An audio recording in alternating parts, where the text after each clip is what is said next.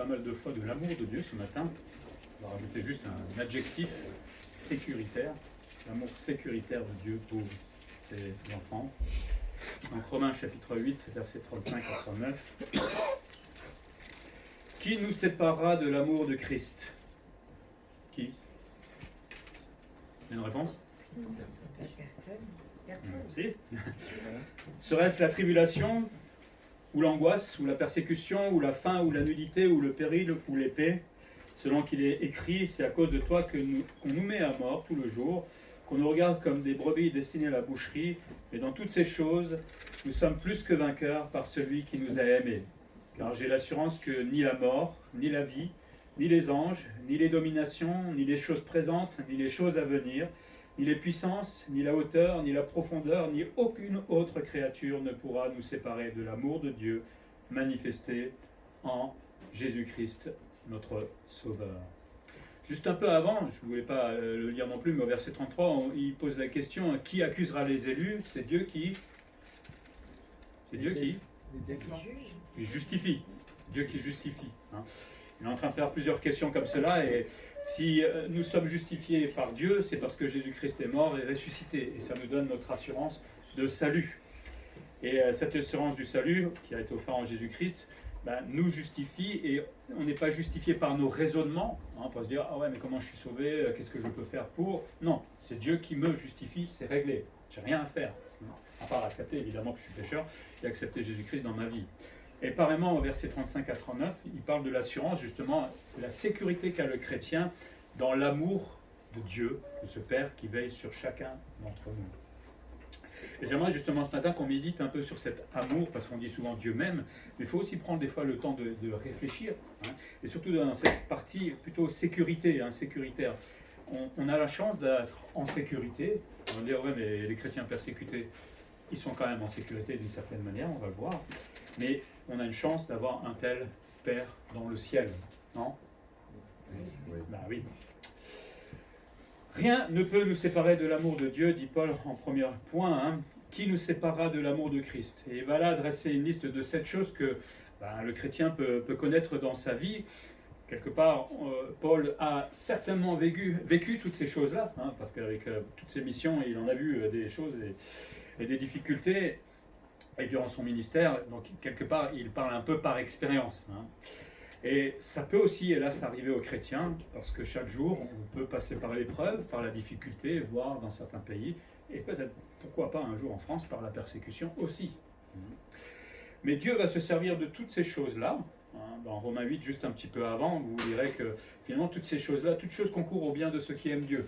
Donc toutes les choses qu'on va énumérer, ces 7 choses, finalement, sont utiles pour que nous puissions progresser aussi avec le Seigneur. Si tout allait toujours bien tous les jours dans notre vie, on croirait en Dieu, mais on l'oublierait un petit peu. Alors, c'est pas que Dieu veut nous persécuter ou nous faire plein d'épreuves pour qu'on se souvienne de lui, mais voilà, on est comme ça, et c'est bien de temps en temps passer par la difficulté pour s'accrocher un petit peu plus au Seigneur. Mais bon, je souhaite pour personne évidemment. Et donc Paul énumère cette chose, hein, il se focalise là un peu plus sur la persécution des chrétiens, mais j'ai essayé de trouver un peu des relations avec nous qui sommes un peu moins oppressés. Première chose, c'est la tribulation, ça parle de l'oppression, du tourment, de la détresse, ça évoque un peu des fléaux douloureux. Vous imaginez quand vous êtes en prison, parce que les prisons ailleurs, ce n'est pas les prisons françaises, hein. Il n'y a pas le Wi-Fi ailleurs. Hein. L'angoisse aussi, le mot littéralement veut parler d'étroitesse, hein. On se sent opprimé un petit peu par d'affreuses calamités, comme si on était écrasé par la souffrance extrême. Je ne sais pas si vous avez déjà vécu ça dans votre vie, c'est pas terrible. Par la persécution, troisième chose, hein, c'est la poursuite brutale, on pourrait dire, contre ceux qui ont notre opinion, que l'État ou que notre religion peut-être. Si vous donnez votre opinion en tant que chrétien par rapport à l'avortement ou des choses là, on va dire non, il ne faut pas avoir cette opinion-là. La faim, c'est la disette de moisson, hein, le terme parle de disette de moisson, c'est qu'on ne peut pas faire des récoltes. Ça parle aussi de quelque chose qui est rongé, qui est torturé et qui est réduit finalement en squelette, on pourrait dire. Alors, j'ai essayé de mettre quelque chose en parallèle, je parle de chômage peut-être. Bon, on n'est pas un squelette quand on est au chômage en France, ça va, on a cette chance-là, mais bon, on n'est pas bien, ou quand on n'a pas de travail, c'est pas agréable, on a besoin de manger évidemment.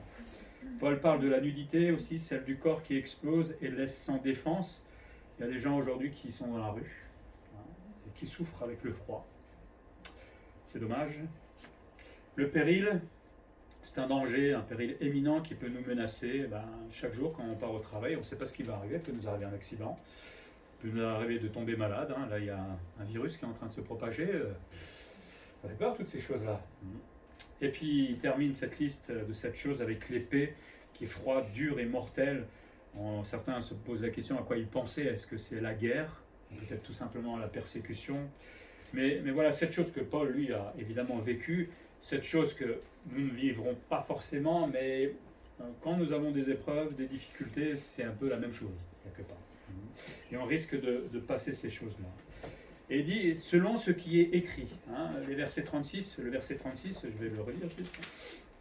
Selon qu'il est écrit, c'est à cause de toi qu'on nous met à mort tous les jours, qu'on nous regarde comme des brebis destinées à la boucherie. En fait, il s'inspire de deux autres versets, un dans l'Ancien Testament, le psaume 44, 23, qui dit « Mais c'est à cause de toi qu'on nous égore tous les jours, qu'on nous regarde comme des brebis destinées à la boucherie. » Le fait d'appartenir au Seigneur, ça ne plaît pas forcément au monde, et encore moins à Satan. À partir du moment où quelqu'un se convertit, le diable n'est pas content du tout. Et puis, dites à votre travail, moi je suis chrétien, vous allez voir qu'est-ce qui va arriver. Peut-être tout le monde va se convertir. C'est un miracle, vous m'appelez à ce moment-là. Mais ça m'étonnerait. Mais le monde n'aime pas les chrétiens, n'aime pas le Seigneur finalement. Et un autre verset qui est tiré de Jean 16, 33 dans le Nouveau Testament qui dit « Je vous ai dit ces choses afin que vous ayez la paix en moi. Vous aurez des tribulations dans ce monde. » Et là, il parle à nous en tant que chrétiens. « Mais prenez courage, j'ai vaincu le monde. » Le Seigneur n'a jamais dit que la vie chrétienne serait un long fleuve tranquille. Il a dit « Vous serez persécutés, vous aurez des difficultés. » Souvent, le chrétien l'oublie. Et le chrétien aura donc des tribulations, des difficultés à cause de sa foi, mais comme il dit, on peut les traverser en paix. C'est toute la différence avec le monde qui est face à des difficultés, qui panique, qui angoisse. Nous, en tant que chrétiens, on peut les traverser en paix. Et si nous devons devenir un jour martyrs à cause de Jésus-Christ, Paul rappelle que nous restons toujours placés dans l'amour de Dieu. Le peuple de Dieu doit affronter beaucoup d'afflictions parce qu'on est parfois rejeté, on est exclu, c'est pas toujours simple. Je pense surtout aux enfants chrétiens à l'école, ils sont vraiment exclus parce qu'ils ne peuvent pas appartenir aux bandes qui font n'importe quoi. On ressent bien la différence avec le monde. Ouais, on se sent un petit peu mis à part. Y compris pour le martyr, mais si un jour le martyr, si on devait devenir martyr en France, vous savez, c'est aujourd'hui que ça se prépare. Je ne sais pas si vous êtes prêts à mourir pour le Seigneur, là, comme ça, maintenant. Ah oui, mais ça peut arriver, ça arrive tous les jours dans le monde. Pas dire que ça ne peut pas nous arriver un jour, mais si je ne me prépare pas à ça en avant, c'est-à-dire si ma relation avec le Seigneur est vraiment laissée aller, forcément je vais dire non et je vais renier le Seigneur. C'est ça le problème. Aujourd'hui, on doit préparer ces moments. Je ne le souhaite évidemment pas du tout, mais il faut que je prépare ma relation avec Dieu, que je prépare cette éventualité un jour. Mais quelle que soit la situation, et même si je devais mourir pour le Seigneur, son amour est toujours là.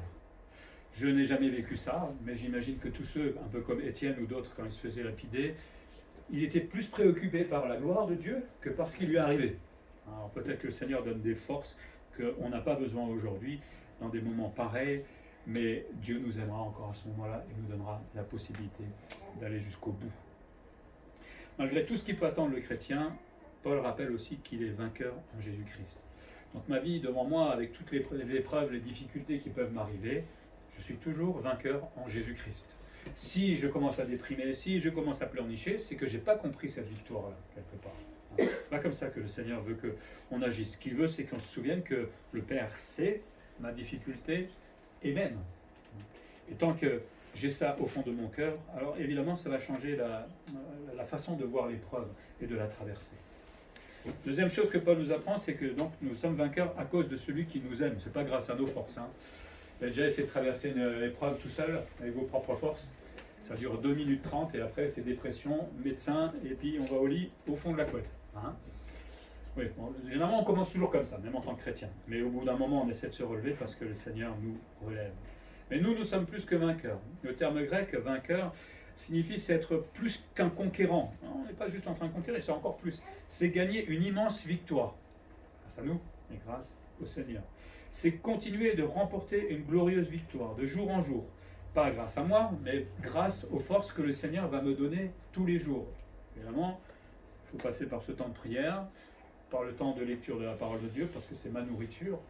Et là, le Seigneur me donne toutes les forces pour traverser toutes les situations de ma vie. C'est formidable quand même, non? On y est aidé, on a de la chance quand même. C'est continuer à être vainqueur jusqu'à un plus haut degré, hein. C'est toujours le mot vainqueur qui veut dire ça. Alors moi je pensais à un plus haut degré, de toute façon le plus haut degré qu'on peut avoir c'est quoi? C'est être au ciel. Donc on va être vainqueur de plus en plus, jusqu'à la gloire finale, parce qu'on parle de glorification finale, où on sera complètement transformé. On a arrêté l'eschatologie, mais on peut toujours en parler, hein. On va être transformé complètement, sans péché, avec un nouveau corps, parfait, comme Jésus-Christ. Ça va faire bizarre. J'aimerais bien qu'on vive ça déjà dans l'église aujourd'hui, ça sert à rien. Plus personne qui pêche, tout le monde qui s'aime. Vous me regardez bizarre. On peut le vivre, on peut le vivre. Alors je sais, on a nos orgueils, on a nos difficultés, mais on pourrait le vivre en fait. Mais la dernière étape de cette victoire, c'est évidemment au ciel. Nous sommes plus que vainqueurs. Si nous sommes victorieux déjà dans ce monde, ben la vraie victoire, parce que bon, on a cette victoire tous les jours, mais la vraie victoire, c'est quand Jésus va revenir sur la terre. Quand il va poser ses pieds à Jérusalem, là je vais pouvoir dire à tous ceux qui j'ai parlé, vous voyez, bon, je ne pourrais pas le dire parce qu'ils ne sont pas là forcément devant, mais c'est dommage. C'est dommage, on vous l'a dit, hein. Et cette victoire, pour nous, est basée sur l'espérance, parce que dans cette victoire, on ne regarde pas qu'à aujourd'hui. Oui, Dieu m'aide aujourd'hui, mais on se projette dans l'avenir, évidemment, avec ce glorieux avenir qu'on va voir au ciel. Ça nous donne des forces. Si vous partez le matin au boulot en pensant que votre patron va être pénible, qu'il va falloir faire ci et ça, et que ça va être fatigant et compagnie, essayez de penser plutôt à votre avenir. Bon, regardez quand même la route, hein, et dites-vous, tiens, bientôt, je vais être avec le Seigneur dans la gloire pour l'éternité, transformé, etc. C'est quand même mieux, non, comme pensée? Je ne vais pas faire de pensée positive, parce que je ne suis pas trop pour ça, mais c'est quand même mieux. Par quoi sont nourries nos pensées des fois, hein, et tout particulièrement dans la difficulté? Est-ce qu'on se focalise sur l'épreuve, ou on va se focaliser sur le Père et l'amour qu'il me donne à ce moment-là, et la possibilité d'en sortir? C'est juste une question de pensée. Ça ne sert à rien de déprimer. Ça ne change rien. Ça ne sert à rien de s'inquiéter. On ne peut rien changer, dit le Seigneur. Donc il vaut mieux se focaliser des fois sur cette espérance, sur cet avenir glorieux que nous donne le Seigneur. Nous sommes plus que vainqueurs, dit Paul, par celui qui nous aime. On n'est pas victorieux grâce à nous, mais grâce à Christ. Et cette victoire, évidemment, il l'a eue sur la croix. Il a été vainqueur sur la mort, on le verra bientôt, mais lui est ressuscité. Et il a été vainqueur sur le péché qui est destructeur aujourd'hui. C'est marrant parce que souvent, moi je regarde des fois à mon boulot, les gens, tout le monde s'aime entre guillemets. Hein, mais après on voit les ragots et tous ces machins. Et on se dit, mais il n'y a pas tellement de péché. Et pourtant, quand on ouvre les infos, il y en a un qui a tué sa famille, l'autre qui s'entretue. Oui, il y a un péché, il y a le péché et il y a les pécheurs dans ce monde. Et ce péché est vraiment, vraiment destructeur. Mais nous sommes victorieux tous les jours par la force que le Seigneur va nous donner, et dans la vie, dans les épreuves, mais aussi sur notre péché. Et le Seigneur va nous aider à tenir bon jusqu'au bout. 2 Corinthiens 2,14 dit « Grâce soit rendue à Dieu qui nous fait toujours triompher en Christ ». Et dit « toujours ». Hein, j'insiste sur le « toujours » parce que si quelqu'un vient moi, « Ah ouais, moi je suis dans l'épreuve, il nous fait toujours triompher en Christ et qui répand par nous en tout lieu l'odeur de sa connaissance. En Christ, on triomphe toujours. Même Étienne, quand il a été lapidé, il a triomphé en Christ. C'était juste douloureux, mais il a triomphé. Donc c'est se souvenir que nous sommes tant aimés. Vous avez déjà pris le temps de considérer l'amour de Dieu pour vous? Vraiment, pas, oui, Jésus m'aime, hop, c'est pas ça. Mais prendre le temps, peut-être quand vous lirez votre Bible, vous cherchez peut-être des passages par rapport à ça. Il y a la croix, évidemment, ça fait mal, c'est pas terrible les clous dans les mains, c'est pas terrible de mourir, de suffoquer, mais encore je pense que c'était pas le plus terrible pour le Seigneur. Le plus terrible, c'est d'avoir pris tous les péchés du monde. Souvenez-vous la dernière fois que vous êtes mis en colère, on n'est pas bien, on a dit des choses qu'on regrette, hein, on est vraiment mal à l'aise, on va demander pardon au Seigneur, mais imaginez cet état-là, fois 1 milliard de péchés. La croix à côté, ça ne peut pas être une grande chose par rapport au fait de porter le péché que Jésus ait porté le péché sur lui. Mais c'est ça aussi, justement, c'est bien des fois de méditer sur cela, parce qu'en contrepartie, on se rend compte que Jésus m'aime à ce point-là. Et quand je me sens tant aimé, alors tout va bien. Tout peut m'arriver dans ma vie, non? Quand on est aimé à ce point-là. Bon, je sais que vous ne voulez pas que ça vous arrive, ça je sais, ça c'est pas vous qui décidez, c'est le Seigneur. Mais tant aimé, alors je peux traverser tous les obstacles de la vie. Et surtout en tel amour divin, un amour parfait, parce qu'on ne parle pas juste d'amour comme les hommes, mais un amour parfait, un amour juste, un amour compatissant. Et quand on commence vraiment à y réfléchir, mais là, on a un petit sourire qui commence à... Non? Quand vous êtes aimé, vous tirez à la tronche. C'est ça? J'aimerais vous voir sourire un petit peu là. Hein? Un tel amour divin, parfait, juste et compatissant, mais ça fait notre joie tous les jours. Et c'est à nous de rendre grâce à Dieu. Hein? Pour l'aide qu'il nous donne, pour la victoire qu'il nous donne, et au quotidien, mais aussi la victoire finale, et pour le triomphe qu'il nous offre chaque jour. Quelle chance nous avons d'avoir un tel Père. Face à l'épreuve, face à la vie, l'amour de Dieu va nous donner des ailes, mais aussi beaucoup de zèle, j'espère.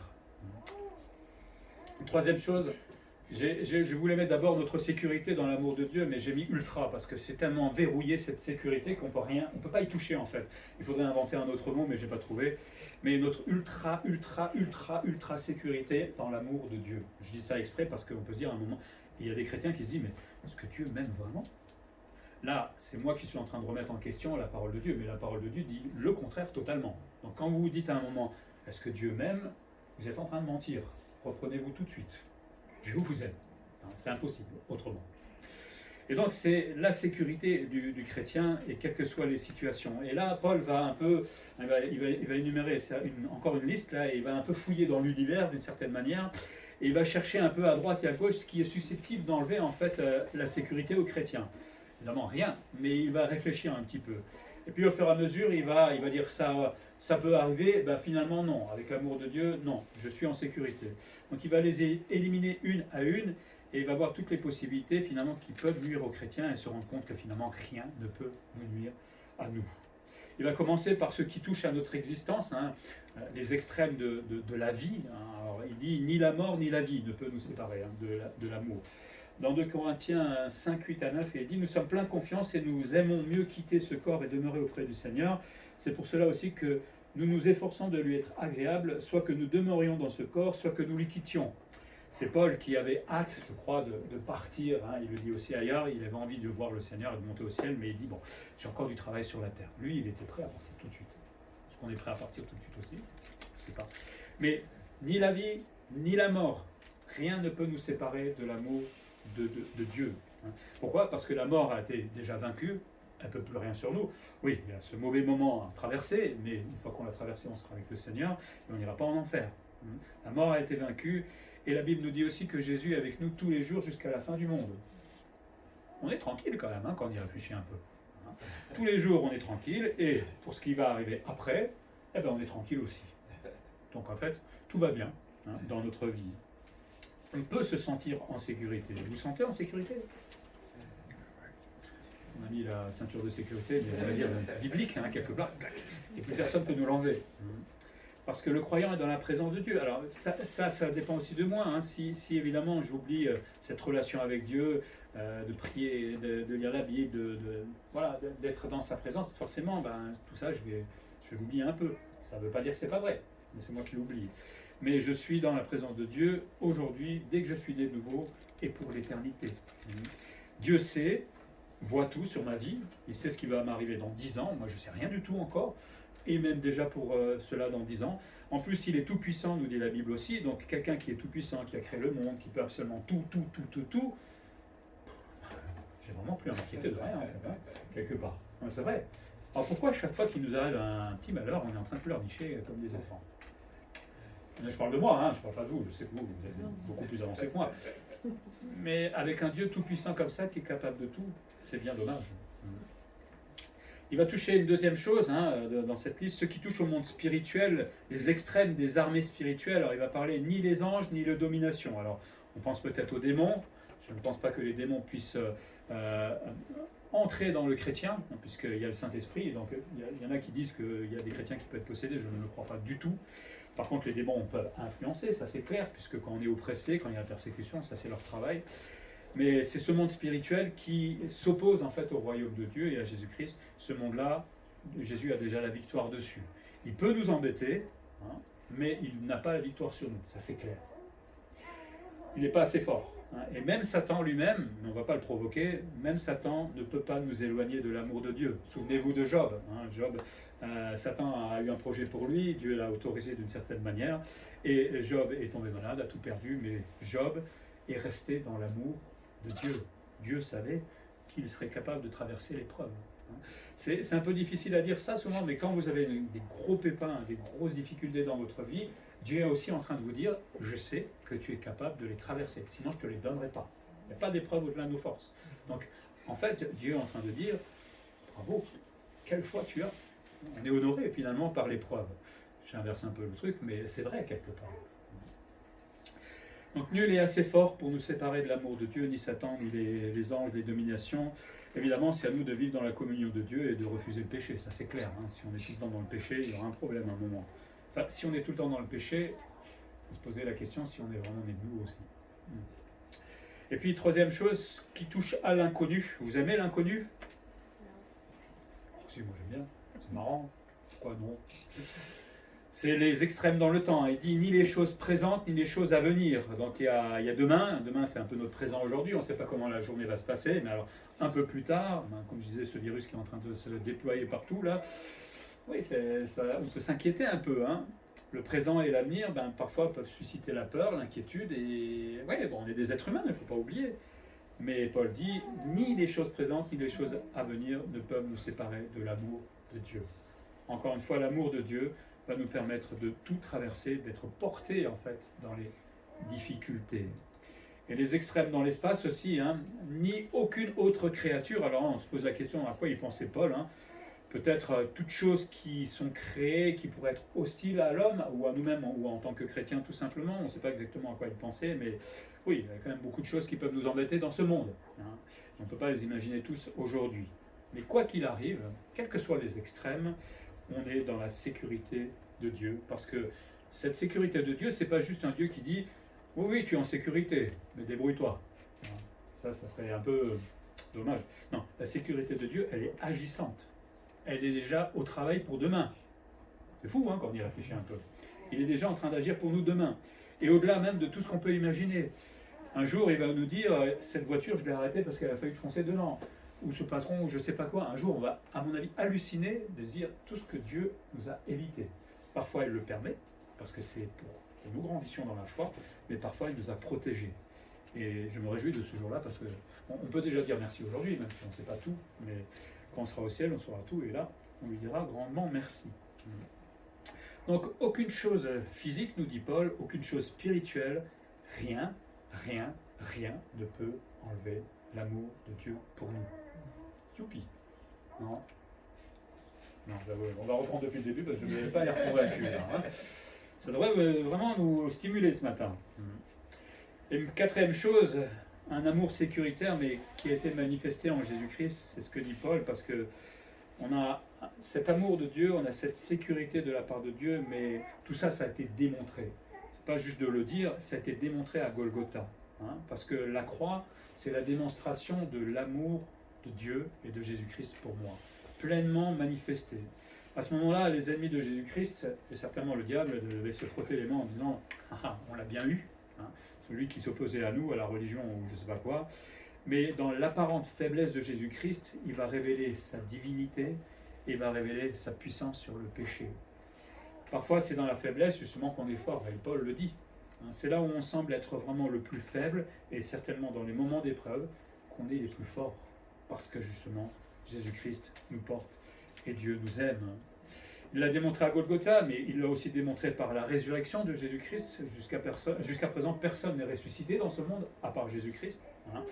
Et Dieu a sauvé son Fils de la mort. Ça nous démontre justement que la mort n'a aucun pouvoir, dès que Dieu en a décidé ainsi. Et pareillement, nous, il nous sauve de cette mort éternelle, d'être éloignés pour l'éternité de Dieu. On voit là la puissance de Dieu, cette toute puissance qu'il a manifestée à la croix, et par la résurrection, cela, nous en profitons tous les jours. Et un jour, parce que Jésus-Christ est ressuscité, nous aussi, nous ressusciterons pour l'éternité, tout beau, tout glorieux, magnifique. Je n'ose même pas imaginer à quoi on va ressembler. La question, c'est d'avoir quel âge on aura. Je ne sais pas. Je pense aux martyrs qui ont été brûlés ou autres. Bon, j'espère qu'ils ne vont pas réapparaître comme ça. Mais bon. Absolument rien donc ne peut nous séparer de Dieu. Pourquoi? Parce que Dieu est tout-puissant. Personne ne peut s'opposer à Dieu. On est bien d'accord? Puisque c'est Dieu qui a le dernier mot.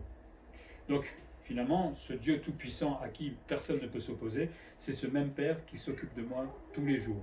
Et donc, à ce moment-là, si je médite bien là-dessus, je me rends compte que finalement, tout est possible avec le Seigneur. Tout est possible en action, spirituellement, tous les jours, tout devient absolument possible. J'ai besoin d'un travail, c'est possible avec le Seigneur.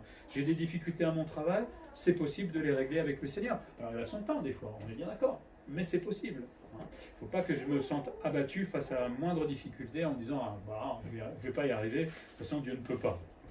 Vous dites que Dieu ne peut pas, là, vous êtes en train de l'insulter un peu. Hein. Si Dieu ne veut pas, c'est autre chose, parce qu'il a sa raison, mais Dieu peut. Comme la mort et la résurrection sont efficaces, dans le sens où on sait que la mort n'a pas de pouvoir sur nous et que nous allons ressusciter, l'amour et la sécurité dans cet amour de Dieu pour nous, ben, elle est parfaite. C'est absolument, j'ai même pas de mots, suffisant pour que nous nous sentions rassurés. Une fois que j'ai fait le constat, une fois que j'ai médité là-dessus, eh ben, on n'a plus qu'à s'appuyer sur le Seigneur, non? Ah, tout va bien, non? Des fois, on regarde un peu la vie en se disant oh, qu'est-ce qui va nous arriver demain, après-demain, et après-demain, etc. Mais là, on peut s'asseoir en se disant ben, tant pis, c'est chouette ce qui va nous arriver. Et même s'il y a des fois des difficultés, ou, voilà, ben, on peut s'asseoir et se dire ben, tout va bien se passer puisque le Seigneur m'aime. Je suis pleinement en sécurité avec mon Seigneur. À nous, évidemment, de méditer sur cet amour et d'en faire notre expérience et notre espérance. Hein. C'est bien de se dire Dieu m'aime. Tout le monde sait, hein, tous les chrétiens savent que Dieu l'aime. Mais après, en faire l'expérience, ça c'est autre chose. Si je suis face à la difficulté et que je baisse les bras, je ne fais pas l'expérience de l'amour de Dieu. Encore que Dieu est plein d'amour parce qu'il va me donner une petite calotte pour me remettre bien droit dans le chemin, hein, parce qu'il nous aime, comme un papa avec ses enfants. Mais si je n'expérimente pas cet amour, je ne comprends pas ce que qu'on est en train de dire ce matin, évidemment. Il faut l'expérimenter tous les jours. Cet amour est manifesté au quotidien par Jésus-Christ. Hein, dans Jean 14, 27, il dit « Je vous laisse la paix, je vous donne ma paix, je ne vous donne pas comme le monde donne, que votre cœur ne se trouble point et ne s'alarme point. » Tranquille, paisible, on a la paix de Dieu pour notre vie tous les jours. Hein. Le Seigneur offre sa paix. Alors, il offre sa paix à condition qu'on l'accepte aussi. Hein. Si je suis angoissé par ce qui m'arrive, je ne peux pas saisir la paix de Dieu. C'est bien simple. Et souvent, il faut s'arrêter, se dire, est-ce que le fait de s'angoisser, c'est la réalité? Oui, bon, il y a des difficultés, certes, mais ce n'est pas la fin du monde, déjà. Hein. Même face à la persécution, les chrétiens, à mon avis, là-bas, vont dire, c'est pas la fin du monde encore, puisque j'ai la paix de Dieu. Et en méditant sur cette paix et en l'acceptant, d'un seul coup, le chrétien est apaisé par rapport aux épreuves de la vie. Et ça, c'est une décision que je dois prendre. C'est une décision. Ça ne se fait pas comme ça. Dans Matthieu 28, 20, on l'a dit, Jésus-Christ est avec nous jusqu'à la fin du monde. Pas avec le pasteur seulement, ou pas avec tel ou tel que je vois dans l'église, avec moi, avec chacun d'entre nous. Et si Jésus est avec moi jusqu'à la fin du monde, en sachant que Jésus est tout-puissant, qui peut absolument pour nous, voilà la personne qui m'accompagne tous les jours jusqu'à la fin du monde. Je prends la main du Tout-Puissant et je traverse la vie avec lui tous les jours. Et dans ses soins quotidiens, il va me donner tout ce dont j'ai besoin pour mes besoins physiques, nourriture, toit, vêtements, et beaucoup plus à mon avis, parce que si on devait comparer ce qu'on a à la maison par rapport à d'autres, on a largement plus. Hein. Est-ce qu'on dit merci au Seigneur pour ça? Quand j'ai une veste qui me donne chaud, c'est l'amour de Dieu pour moi. Mais c'est tellement banal d'aller acheter quelque chose à droite et à gauche, de le mettre sur son dos. Mais tout le monde n'a pas cette veste-là. Quand j'ai à manger tous les jours, tout à l'heure, vous avez faim, j'imagine, hein, il est 11h30, là ça commence. Vous allez prendre le repas comme d'habitude, on va manger, etc. Mais prenez le temps de vous arrêter, j'espère compris avant, mais c'est l'amour de Dieu qui est manifesté pour moi. C'est spaghetti à la bolognaise. C'est l'amour de Dieu. Tout le monde ne mange pas à sa faim. Et puis il prend soin de nous spirituellement aussi. Est-ce qu'on s'en rend compte que chaque fois qu'on demande pardon au Seigneur, c'est vraiment son amour qui se manifeste là? J'ai péché, je me suis emporté, j'ai fait telle ou telle chose, et je me mets à genoux et je demande pardon au Seigneur, et il me relève, il m'excuse. C'est l'amour de Dieu aussi qui est manifesté là. Les hommes, eux, n'ont pas cette capacité souvent à pardonner, on préfère juger. Mais Dieu ne nous juge pas quand on vient vers lui sincère, avec notre péché, il me pardonne. Et puis, les soins quotidiens, spirituels et quotidiens, qui est la sanctification. Personne n'aime la sanctification. Pourquoi? Parce qu'on doit passer de là à là. Seulement, c'est une pente. Et moi, j'aime pas trop marcher dans les montagnes, parce qu'à un moment, on fatigue. Et cette sanctification, elle doit nous transformer, parce qu'on ne peut pas rester au point du moment de notre conversion. Il faut qu'on grandisse spirituellement. Et pour grandir spirituellement, ça passe pas par les bisous et par je sais pas quoi. Ça passe par l'épreuve, par les difficultés. Comment je peux avoir de plus en plus foi en Dieu s'il m'arrive jamais rien dans ma vie? Je crois en Dieu. Et si une épreuve arrive, c'est là on verra si tu crois en Dieu ou pas. Si tu as vraiment la foi. Mais Dieu va permettre des fois des situations justement pour que cette foi grandisse, pour que cette sanctification produise son fruit en moi, que mon péché, enfin mes péchés tout doucement disparaissent de moi. Il y en a qui sont vraiment bien enracinés, et il faut du temps pour les enlever. C'est aussi la correction du Seigneur, tous les jours. Quel papa et maman ici ne donne pas une petite correction à ses enfants quand ils font des bêtises? On n'a plus le droit de donner la PC aujourd'hui, c'est pareil. C'est pas biblique, mais bon. C'est ça qui permet à l'enfant d'être corrigé. Moi, je suis content que mes parents m'aient corrigé. Quand on voit les enfants aujourd'hui qui n'ont plus d'éducation et de correction, je les vois à mon boulot, il y a 2-3 petites calottes des fois qui se perdent, voilà, parce qu'ils sont en fait désespérés, ils sont perdus, c'est même pas leur faute quelque part. Mais voilà, ils n'ont pas eu d'éducation, mais spirituellement, nous avons cette éducation de la part du Seigneur, et il nous corrige parfois, et c'est pour notre bien. On pleure un bon coup, on est triste un bon coup, et finalement, on avance avec le Seigneur, et on ne refait plus ces choses qu'on faisait autrefois. Vous savez, finalement, le Seigneur veut nous débarrasser du péché, c'est-à-dire de ce qui me fait mal. Mais nous, on aime bien ce qui nous fait mal, curieusement. C'est bizarre, hein? On est des êtres bizarres, quand même. Voilà, le Seigneur prend soin de nous dans nos besoins physiques, dans nos besoins spirituels. Et c'est là aussi la manifestation de son amour pour nous. Cette sécurité, amour, ont déjà été démontrées miraculeusement à la croix et peut-être dans notre vie quotidienne. Et ça doit nous donner de plus en plus de foi dans le Seigneur. Pour terminer, prenez le temps, de temps en temps, de méditer sur l'amour de Dieu pour vous, pour moi. Parce que quand on prend le temps de...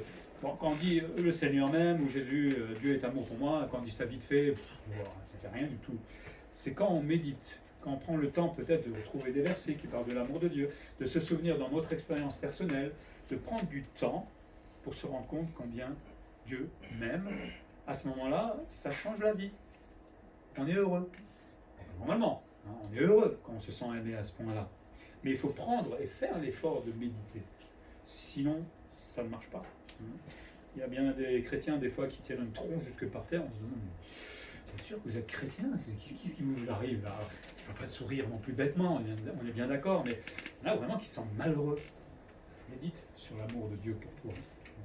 Prenons le temps de méditer aussi sur la sécurité spirituelle quotidienne de Dieu pour nous. Mon avenir, c'est réglé, mon quotidien. Souvent on dit oui, je sais que j'ai la vie éternelle, pour tout le monde c'est réglé, aucun problème. Par contre, pour le quotidien, c'est déjà un peu plus délicat de dire oui avec foi, tout va aller bien jusqu'à la fin de ma vie, qu'il y a des hauts, il y a des bas, je suis en sécurité. Là, vous me regardez déjà un peu moins drôle. Mais pourtant, c'est une réalité, et c'est Dieu lui-même qui nous le dit. Le chrétien est vraiment chouchouté par le Père Céleste. J'emploie le mot chouchouté exprès. Vous sentez chouchouté par Dieu des fois? Comme au fond d'une couette. Chouchouté par le Père Céleste, quelle grâce le Seigneur nous fait tous les jours. Et franchement, on ne mérite pas tout ça. Quand on se regarde des fois vivre en tant que chrétien, on n'est pas fameux, et pourtant le Seigneur continue à nous chouchouter tous les jours. Alors vivons reconnaissants, parce qu'une fois qu'on a médité sur l'amour de Dieu, qu'on l'a considéré, que ça a produit la joie en nous, on doit être reconnaissant. On doit dire merci aussi, Seigneur. Être reconnaissant de l'amour sécuritaire de Dieu. Et la reconnaissance, ça se traduit par notre vie spirituelle, mais une vie spirituelle obéissante, une vie fidèle en toutes choses, c'est-à-dire dans tout ce que le Seigneur nous demande tout simplement en tant que chrétien. Et c'est comme ça que je vais être aussi reconnaissant pour tout l'amour que le Seigneur nous donne. On va prier.